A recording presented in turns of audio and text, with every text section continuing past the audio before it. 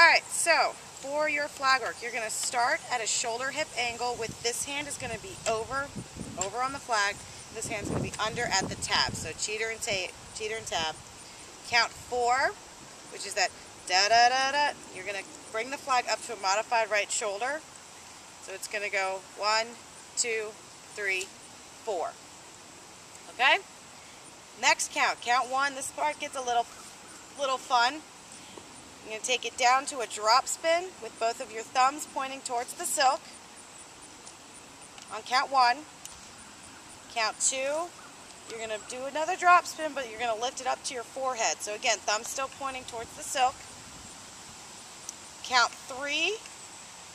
This hand lets go and re-grab so your thumb's facing the other way, and this hand is in what we call a money, so it's a little weird. Don't worry, you won't be here for long. And then count 4, you just bring it to flat. This hand lets go and re-grabs here. So, all together, that 5 counts looks like this. 1, 2, 3, 4, 1, 2, 3, 4. So you can see from here all the way to here, the flag never stops moving in the same direction. There's no stopping and going the other way. Yes? Yes?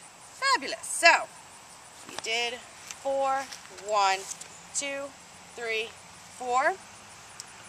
Count 5 and 6 is what we call a tabletop move. So you're going to bring the flag up and 5. It's going to go behind your back. See, the flag's back here. 5's over here. 6, you just cut across like you're sweeping a table. If there's a table right here, it's full of glasses. You can take your flag like this. Whoosh. They're gone. The glasses are gone. So, we just did we're here. This is 4 and 5. Cut across 6. 7, 8, super easy, I promise. Flag doesn't move. You're just going to step over 7 and 8. So, there's the first set. First chunk of 8.